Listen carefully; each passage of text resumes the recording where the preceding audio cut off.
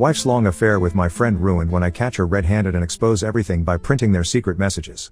So, my wife 26F call her Mia cheated on me 27M with a friend of mine 27M call him Jack for the story's sake. A bit of backstory. We met when I was 22 at another friend's wedding. She was a good friend of the bride and I the groom, and they sat us at that table so we would get together. When I first seen her, I was completely taken back by how beautiful she was, and when she sat down and we began to talk, we found out we had a lot of things in common. We clicked instantly. We talked for a while, ate the dinner and took to the dance floor.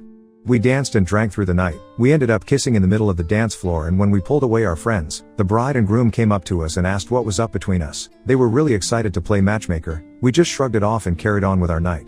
We left not exchanging numbers, but about a week later I got a text from her asking me out. Bride gave her my number. I of course said yes, and it turned into a relationship. The relationship was great. Other than small arguments, we never really fought, and it was never anything really serious. I eventually asked her to marry me about 2 years into us dating, and we were married less than a year later. We were married for a little more than a year when it all came crashing down on me. Just before our first anniversary, there were little things that were irritating me. She became more guarded of her phone, girls' nights became more frequent, and our sex life was almost non-existent. I had brought this up on multiple occasions but was brushed off, and that I'm letting my insecurities get to me. She would continue go on as if what I felt and tried to communicate didn't matter to her, so I became colder and colder. I stopped giving her a goodbye kiss as I leave for work, and unless it was something important, we hardly spoke. One night while she slept, I took her phone and laptop and skimmed through her texts, emails and messenger apps and found nothing, and from reading stories on here I checked her car. I grabbed her keys and looked in her car and found a second phone. I knew in that instant what was going on, but I wanted all the evidence for when I call her out. I didn't want her to say something like it had only happened once or anything stupid like that. I looked through the phone and found only one number. I read through every message. I connected the phone to my computer and printed out every message and every photo and spent the night researching divorce lawyers. I spent hours of my day in my at-home office reading bios of lawyers and found one that I liked and emailed him, but as it was a Saturday, he wasn't in the office. I then wanted to know who the guy was, so I grabbed my phone, typed the number. I wanted to call and pretend I'm Spectrum because who doesn't have Spectrum, but Jack's contact popped up. It took me a minute to put 2 and 2 together, but when I did, I blew up. I was yelling and cursing in my office, and my wife opened the door to check on me, but when I see her, I told her to get the F out. She closed the door and went to our room. I had never cursed at my wife or raised my voice above a normal volume. All of day I never left my office. I was just silently raging, just glaring at the wall. I called one of my friends, groom from the wedding, and tell him I need to go for a drink and asks if he'll come with me. He must have heard something in my voice because he asked if I was okay. I told him I wasn't and I really need to drink. So, without word, I took all the printouts and left to go to the bar. I arrived first, ordered 4 shots of Jack and a beer. I was on my last shot when my friend, call him Ted, arrived and asked what's going on. I told him straight out Mia is cheating. He gave me sympathy and I asked if he wanted to know with who and told him it was Jack. He became visibly irritated. He was the one that introduced me to Jack and all he could say was I'm sorry over and over. Jack and I were never super close. We wouldn't ask one another to hang out, but if we see each other at a get-together we were friendly. I told Ted don't mention this to anyone as I had just found out and I haven't even spoken to Mia or a lawyer yet. I asked him not to tell his wife, and if she asked what was wrong with me to say I'm having problems at work. He agreed. We drank and talked for most of the night, then I called an Uber and went home around 3 a.m. It was the first time I looked at my phone since I called Ted, and there was missed calls, a bunch of texts, all from Mia asking me where I was, when I'd be home and if I was okay. I got home and she was asleep on the couch. I just walked up to our bedroom and went to sleep. I woke up with her in the bed, so I got dressed and left the house. I went to go pick up my car and go to my office and buried myself in work for the day and went back home around 10 p.m. To my surprise, my wife was there to greet me, and she told me she had made me dinner. She asked if I wanted her to heat it up. I told her no and went to bed. She followed soon after asking what's been wrong with me. I told her to leave me alone and that I wanted to sleep. She kept pestering me. Eventually I snapped and yelled, Mia, stop, I am trying to sleep, go away. The next morning, I received an email from the lawyer asking to meet later in the day, and I confirmed and got ready for my day. I went downstairs to leave, and Mia had made breakfast asking to talk. I made a small plate and sat down. She started by saying I've been acting different and going on and on about how I changed, and she wants to know why. I told her work has been stressful and soon it would be all over. I finished up and told her I've got to go. I went to my office and counted down the minutes to go meet the lawyer. When I left, I told my assistant I'm going out to lunch with a client. My wife would call my work sometimes and left. The meeting with the lawyer went well and I handed over all I had gathered on her, and the lawyer had told me, well, I'm sorry for all that's going on, but I'm happy you gathered all this information. You see, we live in an at-fault state. So your wife has no claim on most of your money. I told him I didn't even think about that. I was just thinking I've got to divorce her as soon as possible. He asked to keep the evidence, but I told him I'd prefer you to just make copies as I haven't told my wife I knew yet and I don't want to hear her excuses. He agreed and had his assistant make copies. I asked when she will be served with papers. He told me about 2 weeks. I then thanked him and left. I went home to confront my wife when I arrived. She wasn't home, so I called her, no answer, called again, no answer. I texted her, I don't give a F if you're riding Jack right now, get home, we need to talk. Lo and behold, she calls me not a minute later asking what I was talking about. All I told her was get home now. She arrives about 15 minutes later and I said to her, wow, look at that 15 minutes, that's about the same distance between here and Jack's, isn't it? She looked at me dumbfounded. I gave her a minute to gather herself, but she was just looking at me and I said, well, nothing to say. She tried to deny and gaslight me, and I let her continue on. She worked herself up and started to insult me. I slammed my fist on the table to shut her up and pulled out the evidence at first and showed it from the side and said, look at this mountain of things I gathered on you. Then I showed her each printout at a time. She then tells me to stop and started to cry. She tried to apologize and tells me she loved me. I said, honey, what happened to that energy you had before? You were so adamant on degrading and insulting me just a minute ago. She tried to hug me and tell me how sorry she is. I put my hand out and told her, don't touch me. She says, we'll go to the bedroom and do whatever I like. I looked her deep in her eyes and told her, sweetheart, I will never touch you again. Do you want to know who else has these photos and messages? My lawyer. I'm divorcing you. Now get a bag, gather your clothes and get the F out of my house. That was 3 days ago, and I haven't heard from her. I'm sorry about how long this is and if there are any spelling errors. I'm curious to those have been where I'm at. What can I expect from here? Thank you for reading. Update 1. After I posted the first part of this, you all have given me a ton of advice, so I followed most of it. This morning I planned on doing a bit of damage control of my life, so I scheduled an appointment with my doctor to get checked for STDs, and I have that appointment in 2 days. Next, I started contacting all the people close to me, my father and a few friends. They all have been really supportive, offering their own advice and asking if I need help with anything, but as I got this crap on lock, I declined. I then started to contact her family. I sent a text to her mom and dad, thanking them for allowing me into their family and that I was grateful for all that they had done for me. But Mia and I are getting divorced and that I would miss them terribly. Not really, they were very suffocating, and while they are great people, I'm happy I no longer have to deal with it. I then told them if they had any questions, feel free to ask. I didn't hear back from them for a while, so I moved on to Mia's sister. This kind of hurt because her sister and I were good friends, and I knew this would mess up that friendship. I texted her, hey, I'm sorry to have to text you this, but Mia and I are going to get a divorced and I wanted you to know. I want to thank you from day one, you accepted me as a brother. I will be around if you ever need anything from me. Around the time I sent that text, her parents responded back. I'll type up how the conversation went. Parents, we are so sorry to hear this. What happened? Why hasn't Mia said anything to us? Mia has been in at least a year-long affair. I suspect it started before our wedding. I'm unsure why she hasn't reached out, but I think you should call her. She left the house. I figured she would have gone to you. Parents, no, we haven't heard from her. We'll call her. Thanks for letting us know. Are you sure she was having an affair? I am positive. I found their texts. Parents, we're so sorry that she did that. We'll try and get in touch with her. After dealing with her family, I moved on to Jack's fiancée. I can't remember if I told you all that he is engaged in the first part. I know it was brought up in some of the comments. I thought this was going to be difficult, that Mia and Jack would have conspired some master plan, but either Mia didn't tell him I found out, or they're just idiots. I sent her a text around 2 p.m. and asked if we could meet for a coffee or something. By 2:05 she agreed and told me to meet her at some gross hipster coffee shop across from her work at 2:30.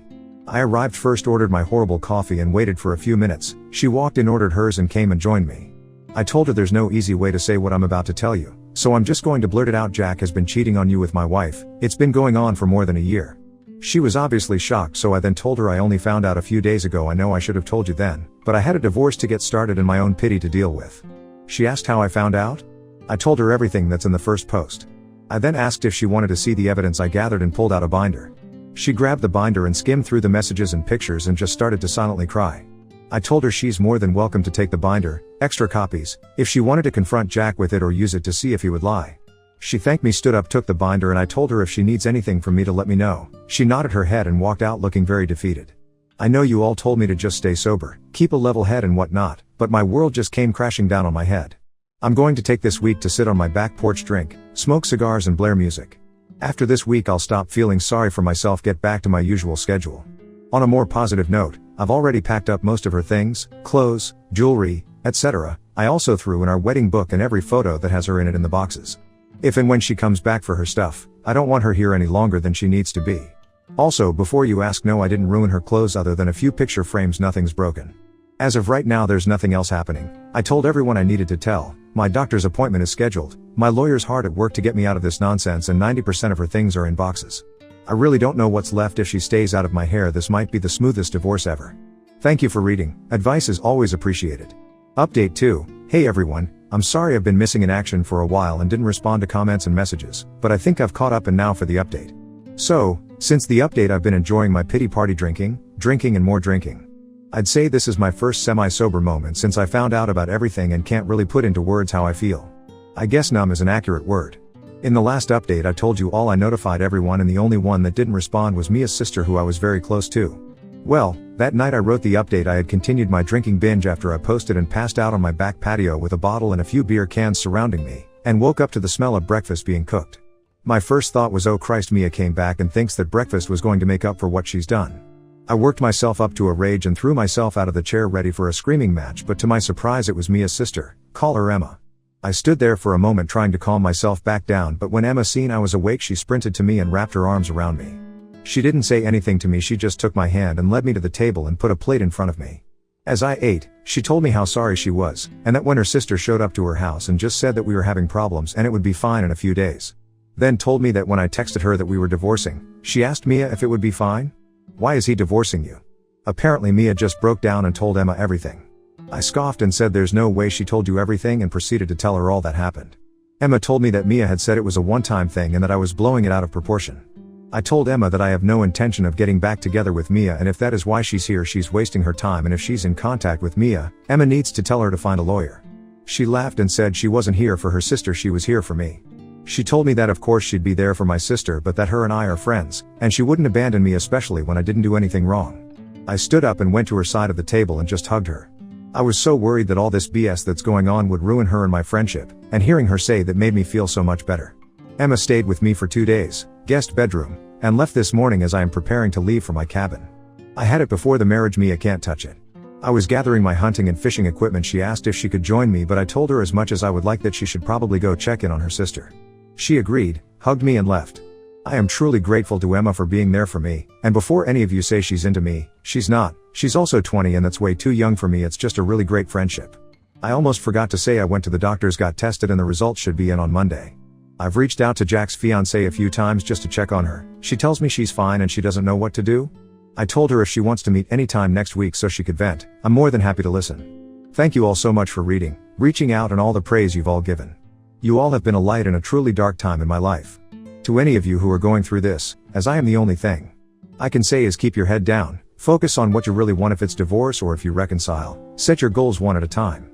In my case, lawyer then doctor and notifying everyone close. Keep it off the internet though, also set time aside to get your feelings out. Thank you again and sorry these updates are always so long. Update 3, in my last post I told you all about Emma coming to my house and staying for a few days. She left when I was leaving to go hunting at my cabin. Good news, I got a buck, a nice fat 8-pointer. I got him on my first day out there, which I'm very happy about as it left me the rest of my time to go fishing. I only caught 2, but they were decent size, so I made one my dinner and butchered the other. I spent the rest of my stay at the cabin cleaning my deer and enjoying the views of nature. Other than a drink or 2 a day, I spent my trip sober as I promised. My drinking was only for last week. Now on to the last few days. I got a call from my doctor and I'm all clean. It's not such a shock as Mia and I haven't had much passionate nights in a few months, but all the same you can never be too sure. I reached out to Jack's fiancée but didn't hear back for some time. She eventually responded back telling me she's staying with her family right now. She didn't really go into detail much, but her staying with her family, you can only assume as I do that means it's not going so well. At least she's with family, safe and with all the support that she could need. I told her if there is anything I can do, all she has to do is reach out. She asked me to meet and get coffee the following day, which I of course agreed to. The following day we met at the same gross hipster coffee shop and talked for about 2 hours. We talked about everything that happened with Mia and I. She wanted to know what steps I was taking, if I was divorcing or if there was any chance I would reconcile. I told her after someone cheats in my book, that's it, that the amount of selfishness and disrespect it takes to cheat, let alone for a year. She obviously didn't care for me. I asked her what her plan was. She told me she's confused about everything, that everything she thought was truth turned out to be lies. She wasn't sure what her next move should be, if she should move on or if she should forgive him. I told her if you could forgive someone for cheating on you for that amount of time, she's a better person than me. She told me all of her family was telling her that she should forgive him and go on to get married. I told her I was going to be blunt with her and went on to say, just because it's what your family wants doesn't mean you need to follow along. Then said Jack obviously doesn't care about marriage and what it all means. He cheated on you, his fiancée, with my wife. If that doesn't show you, he's not marriage material. I told her she needed to do what she thought was right and not to have anyone other than herself make decision that will affect her life. I told her when I found out all I could do was think of a way my heart could trick my brain into thinking of some way I can accept it and forgive her, but I just couldn't do it. I also said I only talked to one person, but I had already made my decision, and no one could change my mind. I bet when you went to stay with your family you had a pretty good idea of what you were going to do, but you let too many people in, and they all gave their own take on it. I finished by telling her all she needed to do was to follow her gut, that her brain and heart will always lie to her, but if her gut feels something's off 9 out of 10 times her gut's probably right. She soon after thanked me and we left each other and went home. The following day I got a message from my lawyer that Mia had successfully been served at work. I thanked him for all his work, especially in the time frame he's gotten it done. Not long after that, Emma called and told me Mia hasn't left her room all day and she's sobbing in bed. I told her she was served and is probably realizing how bad she messed up. Emma asked me how the cabin was, and if I got anything. I told her everything I did and how my time was there. We talked for a moment and hung up, after I prepared myself and my house for my wife's explosion. I figured if there was any time, it would be soon, now that she's been served. So now I am waiting patiently, biding my time. I have Advil on standby for what I can only assume is going to be a bad ache, I told my friend, and he agreed if Mia showed up, he would race over to be a witness just in case all else fails. I'm currently waiting for Hurricane Mia to tear through my house. If or when she does, I'll send out another update. Thank you all for reading. Update 4. About an hour or so after I posted last, I was waiting for Mia to show up at the house and go ballistic. I had no real reason she would do anything, but given everything that's happened I never really knew the women. I went around to all the cameras that I had up and made sure they were working properly, both the ones inside and outside. I called my friend letting him know that Mia was served today and if she shows up he needs to get to my house as soon as he could. I am not going to jail because of this woman. Turns out I was right, because Mia had shown up at the house banging on the door screaming to let her in. I immediately called my friend and Emma to get here, because Mia is beating down my door. She was cursing my name, begging me to let her in, calling me every name in the book and how I could be so heartless.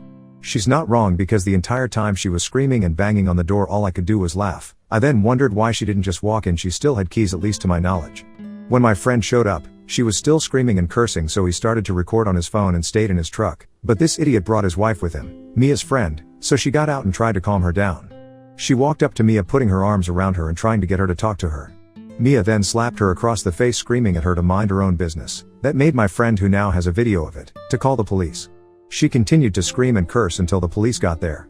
When they did, she tried so hard to play the victim. One of the 2 officers walked up to her, and she started to cry and tell them I hit her and threw her out of the house. My friend and his wife had told the other officer that when they came to the house she was yelling and banging on the door, so they couldn't confirm that I didn't do what Mia said I had done. After that officer was done talking with my friend and his wife, he came to my door, and when I opened it Mia said, "There, that's him. He hit me. I want him arrested." He started to put me in cuffs. When I told him I can prove that she's lying to you, all I need is my phone. The officer stopped and told me to show him the view from the outside cameras. After reviewing the video, he apologized for jumping to conclusions and automatically assuming I was the one in the wrong. I told him I didn't fault him, but he then told me that they received 15 calls total from my neighbors, and apparently during Mia's rant she had screamed out he hit me. So the officers had already made their judgment. After having to deal with the police for about a half hour, Mia ended up being put in cuffs and charged with disturbing the peace, public intoxication and a DUI. As the police took Mia to the car, Emma showed up and came to me asking what had happened. I showed her the video on my phone of it all. The officer then came up to me to hand me the case number and some other paperwork. Emma starting to ask questions about the charges, so I just went back inside. Emma followed soon after and sat next to me. She told me she left her house for 10 minutes to run to the store, but when she got back Mia was no longer in the living room, so she thought Mia had gone to bed after she drank too much wine. Emma and I talked for a while and she asked me if she could stay the night. I said she was welcome anytime. She told me that Mia had to spend the night in jail. I don't know why, but they could bail her out in the morning. She told me that when I went back inside, she called her parents to let them know what was happening and to see if they could bail Mia out, because Emma doesn't have that kind of money. We had a beer together and soon went to bed. When I woke up in the morning, Emma already left to meet with her parents. I haven't heard from Mia, Emma or their parents, but I don't think it's a fun conversation. Update 5. I haven't heard from Mia since that night, but my lawyer was contacted by hers letting him know he'll be representing Mia. Finally, we can start this process. I also reached out to Jack's fiancée to see if she has any news on her front. We only texted back and forth, but she told me she has kicked him out of her house, and had her father and brother pack up all his thing and drop it off at his house. She told me her dad and brother wanted to beat him, but she asked them not to and that she just wants to put all this behind her and move on. She thanked me for checking on her and tells me her close friends are there for her when she needs them. I sent her the link to my Reddit page so she can see all the support you all give to me and to her. On Friday, the moment I got off work, I raced home. My plan was to go back to my cabin for the weekend.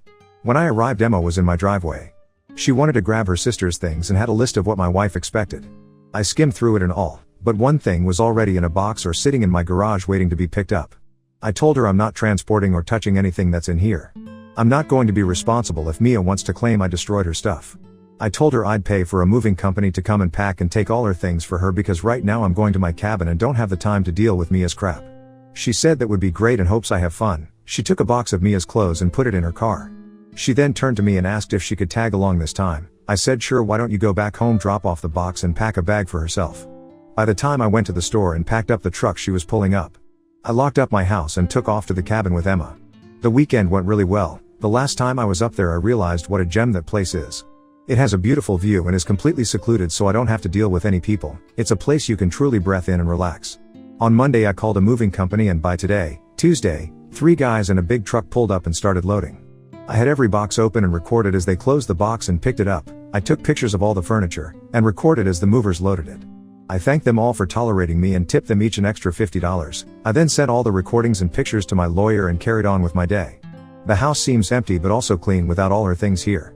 When I started this process, my lawyer told me not to get rid of anything that could be considered shared, so I put most of the furniture in a storage unit. I've been sleeping in the guest room since she left, so up until I started writing this post, I've been buying all new furniture. I'll most likely be keeping the majority of it in the garage now that I have the space. I won't be keeping the house even if I win it in the divorce. It holds too many now bad memories. Thanks for reading. Update 6. It's been a while since I've posted. I coach high school baseball, so between getting this divorce done, dealing with my soon-to-be ex and coaching these kids I don't have much free time at the moment. Quite a bit has happened so this might be a long post so please bear with me. A few days after the movers took her things to Mia, my lawyer received some paperwork saying I damaged her things and demanding I pay her $1,500 or she would be taking me to court over it. My lawyer sent her all the videos and pictures asking exactly where the damages were that he claimed I made. He told me all this does is tell the judge we'll get how unhinged she is, and it might be a headache now but when it's time for court this will all be perfect evidence. I don't think her lawyer was ready for how meticulous I am and that I will photograph and document everything. When I found out about my wife's affair, I was for some reason pulled to this page and read all of the horror stories about the things these people's former spouses did to them, and I absolutely refuse to be another one of those stories. I've prepared myself for almost every outcome and accusation she could make. I wouldn't put anything past her at this point. Mia had called me once every other day, but I never pick up. If she leaves a voicemail, I don't bother listening to it, I just send it to my lawyer. Every time I send my lawyer something he always tells me you are a lawyer's wet dream, you listen to everything I say, you gathered a mountain of evidence on your own. I have yet to have a client that has done so well. Wasn't exaggerating when I said he says that every time, but it also puts a smile on my face every time. Getting that reassurance from him that I'm doing everything the right thing just makes me feel a little bit better about this whole situation. About 2 maybe 3 weeks ago my lawyer told me that we have enough evidence to bury her outside of court and if it fails it would look good on us for trying, so we set a date, a week ago, to meet in a neutral lawyer's office. Before we met, he told me no matter what, don't react to anything that Mia might say and that we do will be recorded for a judge will read if it goes to court. We arrived in the early morning and went into the office. To my surprise she was already there waiting with her lawyer. We walked in and the lawyers started greeting each other. Mia and I sat there silently waiting for what was going to happen. Mia's lawyer started by asking what we had to offer. Mine scoffed and said with the mountain of evidence of the infidelity and Mia's inappropriate behavior after the only thing we'll offer is half of the selling price of the home and half of the savings account. That's more than any judge would award you. Basically, what you came into the marriage with you'll be leaving with. Then he looked directly at Mia and said if you decide to go to court, I will put every message making you read it all out loud, then I will put every photo up for all into court to see, but he didn't say that at the time, and make you describe in detail what you're doing in each photo.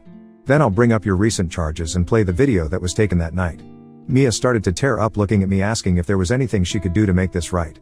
I said, you've been cheating on me since before our wedding. All I can prove is a few weeks before the wedding, but I expect it was much longer. There is nothing at all you could possibly do to make me forget or forgive you for what you've done.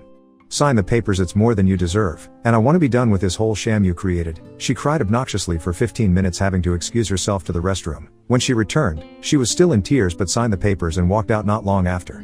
So in about a month everything will be filed and all I'll have left to do is sell the house. I want to thank you all for reading and all of the advice you've given. I don't see anything else happening, but I could be wrong and if it does, I'll let you know, but this will probably be my last post. So again, thank you all. I hope what's happened to me has helped at least one person out there.